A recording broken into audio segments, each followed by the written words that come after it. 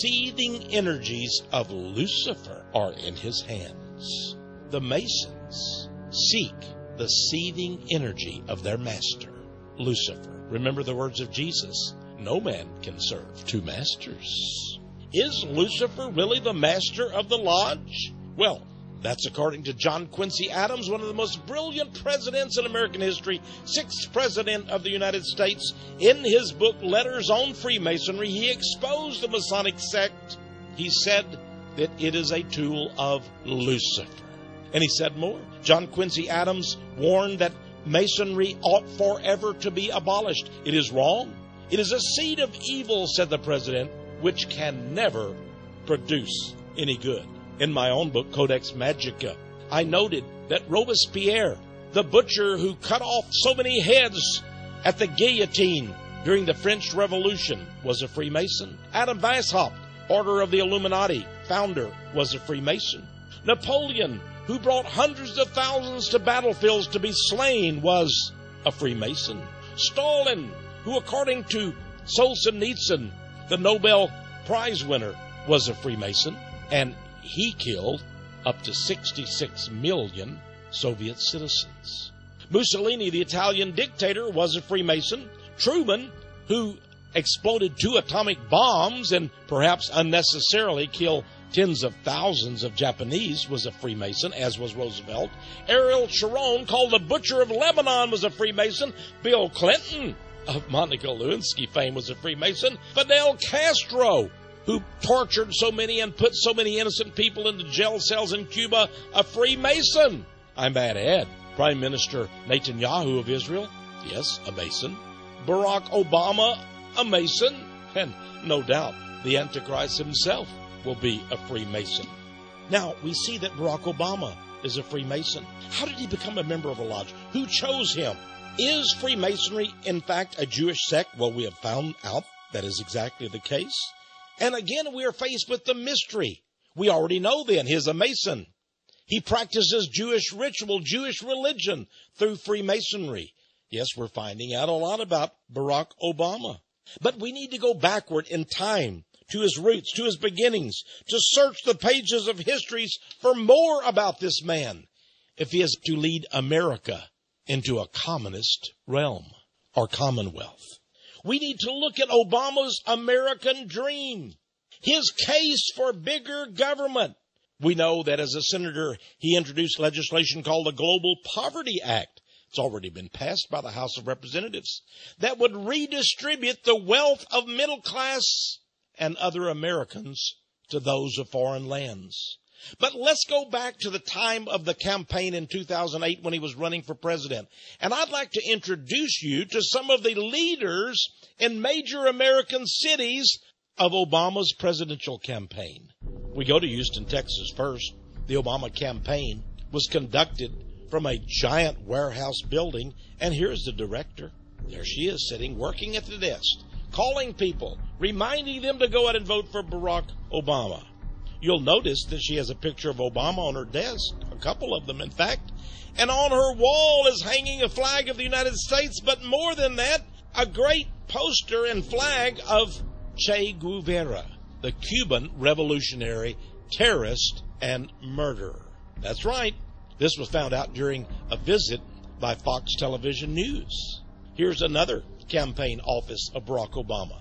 Notice the person hard at work consulting on the campaign. And behind her on the wall, what is it? Yes, the Cuban communist flag and the image of Che Guevara, the Cuban revolutionary who died down in South America conducting, what else? A revolution. And yet another campaign office and another poster of Che Guevara on a red background, wearing his communist beret with a red star on it. And what is next to him on the wall? Well, Barack Obama with his message of hope. What is that hope? For a regime led by a communist like Che Guevara? Obviously so. We look at some of the people that Barack Obama has appointed to high office. There's Eric Holder, the Attorney General of the United States. He says we must limit the rights of free speech on the internet. In a communist and socialist dictatorship, of course, many people will be on the government dole. And as the Wall Street Journal has said in a recent article, the numbers on welfare under Obama have seen a sharp increase. CNN Headline News, Glenn Beck, who is now with Fox News Network, said of Obama, quote, "This guy really is a Marxist." Across the nation in the year 2009, many people had what they call tea parties, demonstrations against the taxing and the socialist system that is being fostered by Barack Obama and his communist lieutenants. This man carried this poster with, of course, the Soviet hammer and sickle image and the image of Obama and the old saying that is attributed, right or wrong, to Vladimir Lenin and the communists, from each according to his ability, to each according to his need. Newsweek, which seems to have had a love affair with Barack Obama, on its cover simply said, "We are all socialists now." In his book, The Audacity of Hope, Thoughts on Reclaiming the American Dream, Barack Obama himself talked about a system which seems to be suspiciously socialist communist. But on the other hand, those who trust and believe in Obama say that is indeed our hope. Our hope? Communism? Could that be? Forward, on, charge ahead, says the Obama Brigade. We need change, read the posters. But some say, what kind of change? Revolution? The kind that Che Guevara and Fidel Castro offered? And then comes from the internet again, someone put out that same image. It keeps popping up everywhere of Obama. But this time, rather than dream or hope, it says, obey. In the French Revolution, the Jewish Illuminist leaders said we must seize the moment, carpe diem. And what did Obama say during the campaign and since? We must seize the moment. This is our moment, said the Obama posters. Well, it seems that Barack won't leave us alone until we have a communist government, a socialist system. Well, Michelle Obama herself seemed to indicate that when she cried out in a campaign speech, if he is elected, Barack will never allow you to go back to your lives as usual. No wonder Time magazine had this cover of Michelle Obama entitled, The Meaning of Michelle. Is that the meaning of Michelle Obama? This is an interesting photo back in 1996 in the New Yorker magazine of Barack Obama looking very austere. His wife with her Afro-American liberation haircut sitting beside him. Pictures of Oriental religion on the wall behind. Look closely to Obama's right. On the table, do you see it? The totem, the idol of a hideous African horned devil god, a god of witchcraft. Is this the dark and sinister god of black liberation theology, worshipped behind closed doors by Barack and Michelle Obama? In fact, there have been many rumors and stories of witchcraft in the White House, African tribal religion, Santeria. Remember that Hugo Chavez, the socialist president of Venezuela, called Obama his comrade. He says that Obama is more left-wing than any president he has ever known. In the state of Washington, they have erected, that's right, some Freemasons got together evidently, and they erected a statue of Vladimir Lenin in America, in Washington state.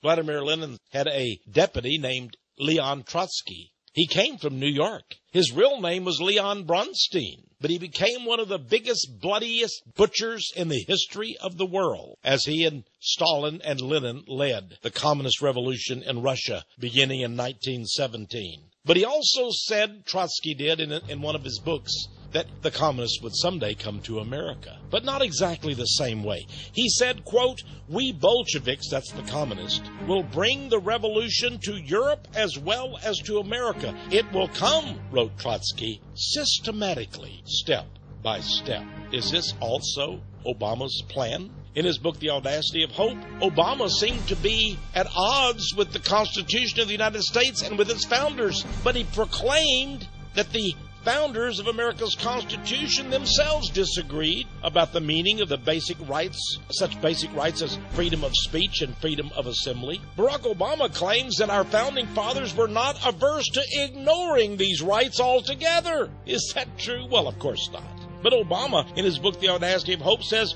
It is unrealistic to believe that a judge 200 years later can somehow discern the original intent of the founders or ratifiers of the Constitution.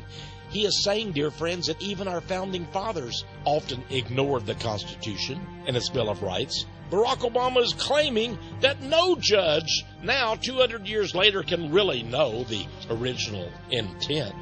Now, friends, our founders gave us nationalism. They gave us the United States of America, and we have shed a lot of blood to keep it that way.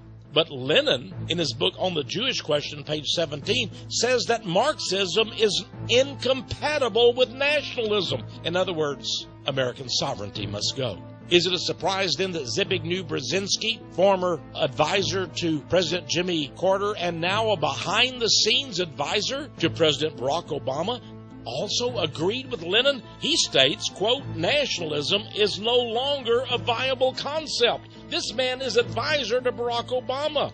Please read for yourself what he says in his book, Between Two Ages. Brzezinski states that Marxism represents a further vital and creative stage in the maturing of man's universal vision. He says Marxism is a victory of reason over belief in God. It is no wonder then that one Christian writer, Bob Treves, in his excellent publication Cherith Chronicles, warns about Barack Obama and his presidency. Obama, said Mr. Treves, is truly a dark, shadowy character from the Marxist mafia underworld.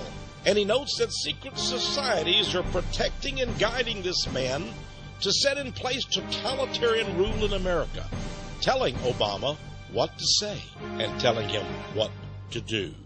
But again, let's go to the words of Obama himself. Tell me, dear friends, do these sound like words of our founding fathers or the greatest of American presidents, or do they sound like they're words out of the mouth of a Marxist socialist? During the presidential campaign of 2008, Barack Obama had a rally in the state of Oregon. It's very interesting that he had an opening band that played music for him. The name of the band was the Decembrists. Here's a picture of them. They're dressed in Soviet garb, communist garb. Well, it seems that the Decembrist band is named after an 1825 revolt by communists over the Imperial Russian succession. It was called the Decembrist Revolt. It was an attempted early communist revolution. Now, this same band opens many of its shows by playing the Soviet Union's national anthem. And, of course, they're waving the red flag of Soviet communism. Yes, Barack Hussein Obama, some say, could be the triumph of Marxism or communism. We continue to have indications of this. Here's a news item which says that in this book, The Secret World of American Communism, it's revealed that Senator Obama of Illinois shared an office with Communist Party leader Mike Kronsky. In Investor's Business Daily, we're told that Obama has an entire axis of Marxist friends. And there's more. This article, Socialism, Marxism, Communism, and Obama, talking about his ties to various communists, including Mr. Bill Ayers, who was indicted as a communist terrorist back in the 70s. In fact, the top U.S. communist, the head of the U.S. Communist Party, during the 2008 election, encouraged his people in a column in the Daily Worker newspaper of the communist. He said, elect Obama and change the world. Socialism, communism, Zionism, Bolshevism. Ernest Elmshurst, in The World Hoax, 1938, said that Jewish domination is the goal of communism. He said socialism, communism, and Bolshevism in reality are only links in the plan of world-embracing Judaism, with its final purpose of forcing the entire world under Jewish domination. Barack Obama forcing the world to accept Jewish domination? Why, it's almost as if he would be the first Jewish president.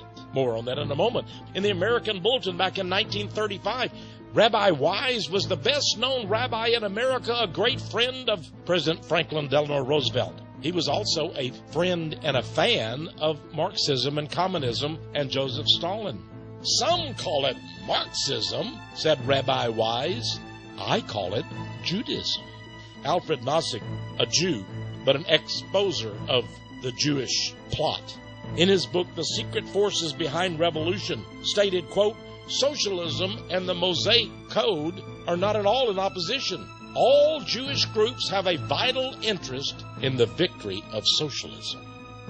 Eustace Mullins, a fighter against Zionism and communism, in his classic book, Mullins' New History of the Jews, said it like it is. He wrote, "Communism is the modern form of the Jewish collective state." Is that what America is to become? A Jewish collective state? The Jewish